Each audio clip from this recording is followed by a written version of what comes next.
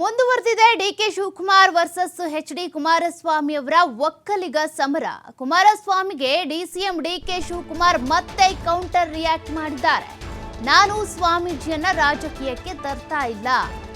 DK Shivakumar ಅವರು ಈಗ HD Kumaraswamy ಅವರ ಹೇಳಿಕೆಗೆ ಮತ್ತೆ ಕೌಂಟರ್ ಕೊಟ್ಟಿದ್ದಾರೆ. ಸ್ವಾಮೀಜಿ ಅವರನ್ನ ನಾನು ರಾಜಕೀಯಕ್ಕೆ ತರ್ತಾ ಇಲ್ಲ. ಕುಮಾರಸ್ವಾಮಿ ಅವರು ಸ್ವಾಮೀಜಿ ಪ್ರೋಗ್ರಾಂಗೆ ಹೋಗಿದ್ರು. ಅವರು ವಾಪಸ್ ಬರೋ ಅಷ್ಟರಲ್ಲಿ ಇಲ್ಲಿ ಆಪರೇಷನ್ ಮುಗ್ದು ಹೋಗಿತ್ತು. ಕುಮಾರಸ್ವಾಮಿ ಶ್ರೀಗಳ ಆಶೀರ್ವಾದ ಕೇಳಿದ್ರಲ್ಲಿ ತಪ್ಪಿಲ್ಲ. ಯಾರು ಸರ್ಕಾರ ತೆಗೆದ್ರೋ ಅವರನ್ನೇ ಕರ್ಕೊಂಡು ಹೋದ್ರೆ ಹೇಗೆ ಅಂತ ಪ್ರಶ್ನೆ ಮಾಡಿದ್ದಾರೆ ಡಿಸಿಎಂ ಡಿಕೆ ಶಿವಕುಮಾರ್ ಅವರು. ಒಕ್ಕಲಿಗರೇನ್ ದಡ್ರಲ್ಲ, ಯಾವ ಜಾತಿಯವರು ಕೂಡ ದಡ್ರಲ್ಲ ಅಂತ ಡಿಕೆ ಶಿವಕುಮಾರ್ ಹೇಳಿದ್ದಾರೆ. ಇನ್ನು ಇದೇ ವೇಳೆ ಮೋದಿ ಅಲೆಯ ವಿಚಾರಕ್ಕೂ ಕೂಡ ಡಿಸಿಎಂ ಡಿಕೆ ಶಿವಕುಮಾರ್ ಲೇವಡಿ ಮಾಡಿದ್ದಾರೆ. ಮೋದಿ ಅಲೆ ಎಲ್ಲಾದ್ರೂ ಗಾಳಿಯಲ್ಲಿ ಕಾಣಿಸ್ತಾ ಇದೆಯಾ ಅಂತ ವ್ಯಂಗ್ಯವಾಡಿದ್ದಾರೆ. ಸ್ವಾಮೀಜಿ ಉತ್ತರ ಕೊಡಬೇಕು ಅಂತ ಕೇಳ್ತಿದ್ದಾರೆ. ನಾನು ಸ್ವಾಮೀಜಿ ಉತ್ತರ ಕೊಡಬೇಕು ಅಂತ. ಪಾಪ ಕುಮಾರಸ್ವಾಮಿ ಅವರು ಸ್ವಾಮಿಗಳು ಪ್ರೋಗ್ರಾಮ್ ಹೋಗಿದ್ರು, ನನ್ನೂ ಕರೆದಿದ್ರು, ನಾವು ಹೋಗ್ಲಿಲ್ಲ. ಕೆಲವು ಮಂತ್ರಿಗಳು ಅವರೆಲ್ಲ ಹೋಗಿದ್ರು, ಪುಟ್ಟರಾಜು ಅವರು ಎಲ್ಲ ಹೋಗಿದ್ರು. ಬರೋಷ್ಟೊತ್ತಿಗೆ ಇಲ್ಲಿ ಆಪರೇಷನ್ ನಡೆದೋಗಿತ್ತು. ಅವ್ರಿಗೂ ಸ್ವಾಮಿಗಳಿಗೂ ನಮ್ಮ ಒಕ್ಕಲಿಗರವರು ಒಬ್ಬ ಚೀಫ್ ಮಿನಿಸ್ಟರ್ ಆಗಿದ್ದಾರೆ ಅಂತ ಅವ್ರಿಗೂ ಅಭಿಮಾನ, ನಿಮ್ಗೂ ಅಭಿಮಾನ, ನಮಗೂ ಅಭಿಮಾನ ಅಲ್ವಾ?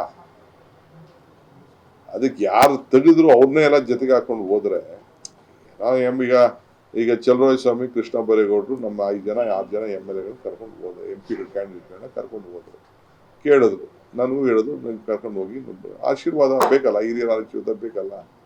ಹಂಗೆ ಇವ್ರು ಬೇಕಾದ್ರೆ ಇವ್ರಿಗೆ ಆಶೀರ್ವಾದ ಕೇಳ್ಕೊಳ್ಳಿ. ಕುಮಾರಸ್ವಾಮಿ ಕೇಳಿದ್ದು ತಪ್ಪು ಅಂತ ಹೇಳೋದಿಲ್ಲ, ಮಂಜುನಾಥ್ ಕೇಳೋದು ತಪ್ಪು ಅಂತ ಹೇಳೋದಿಲ್ಲ, ಅವರೆಲ್ಲ ಕೇಳಲಿ. ಬಟ್ ಯಾರು ಅವ್ರಿಗೆ ಶೂರಿ ಹಾಕಿದ್ರಲ್ಲ ಅವ್ರು ಕರ್ಕೊಂಡು ಹೋಗಿ, ಯಾರು ಸರ್ಕಾರನ ತೆಗೆದ್ರು ಅವ್ರು ಕರ್ಕೊಂಡು ಹೋದ್ರೆ ಆ ಸಮಾಜಕ್ಕೆ ಏನು ಉತ್ತರ ಕೊಡ್ತಾರೆ ಅಂತ ಅಷ್ಟೇ. ಅವರ ಲೋಕಲ್ ಇಶ್ಯೂಸ್ ಮೇಲೆ ಅವ್ರು ಇದಾರೆ. ಅವರು ಎಸ್ ಟಿ ಸೋಮಶೇಖರ್ ಅವ್ರಿಗೂ ಏನಿದೆ ಅಂತ ಅವ್ರ ಕ್ಷೇತ್ರದಲ್ಲಿ ಹೋಗಿ ಕೇಳಿ ಹೇಳ್ತಾರೆ. ಅವರು BJP ಅಫಿಷಿಯಲ್ ಶಾಸಕರಾಗಿದ್ದಾರೆ. ಅವ್ರಿಗೆ ಅವರ ನಂಬಿಕೆ ಮೇಲೆ ಅವ್ರು ಯಾವ ಪಕ್ಷಕ್ಕೆ ಸಹಾಯ ಮಾಡ್ತಾ ಇದಾರೋ ನನಗೆ ಗೊತ್ತಿಲ್ಲ. ಅದು is an official member of the BJP.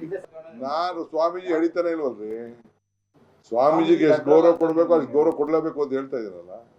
ನೋಡಪ್ಪ, ನೀನ್ ಬೇಡ ಅನ್ಬೋದು, ನಾನ್ ಬೇಡ ಅನ್ಬೋದು, ಅವ್ರ ಜಾತಿ ಅವ್ರ ಧರ್ಮ ಯಾರನ್ನೂ ಬಿಡೋದಿಲ್ಲ. ನಾನು ಹುಟ್ಟುವಾಗ ಜಾತಿ ಹುಟ್ಟದೇ ಇರ್ಬೋದು,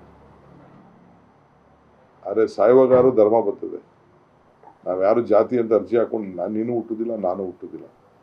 ಬಟ್ ನಮ್ಮ ಅಪ್ಪ ಅಮ್ಮ, ನಮ್ಮ ಧರ್ಮ, ನಮ್ಮ ಸಂಸ್ಕೃತಿ ಅದನ್ನ ಸಾಯೋವರೆಗೂ ಬಿಡು. ಈ ನಾಮಕರಣ ನಂಗೆ ಧರ್ಮ ಬೇಡ ಅಂತ ಹೇಳ್ಬೋದು.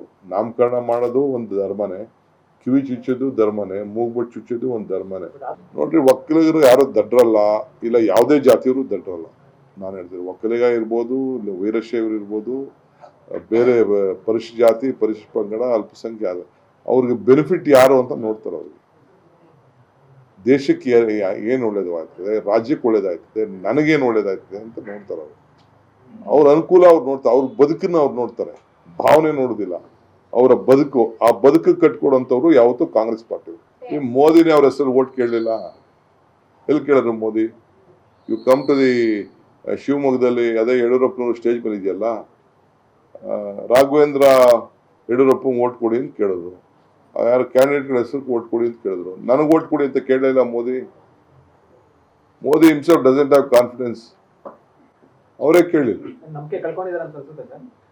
ಎಲ್ಲಿ ಗಾಳಿ ಎಲ್ಲರೂ ಕಾಣ್ತಾ ಇದೆ ನಿಮ್ಗೆ? ಗಾಳಿ JDSಗೆ ಎಲ್ಲ ಮುಕ್ತಿ ಮಾಡಾಯ್ತು. JDS ನಮ್ಗೆ JDS ಇರಲಿ ಅನ್ನೋದು ಆಸೆ ಇತ್ತು, ನನಗೆ ಈಗೂ ಆಸೆ ಇದೆ ಇರಬೇಕು ಅಂತ.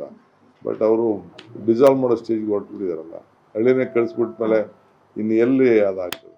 ನಾವು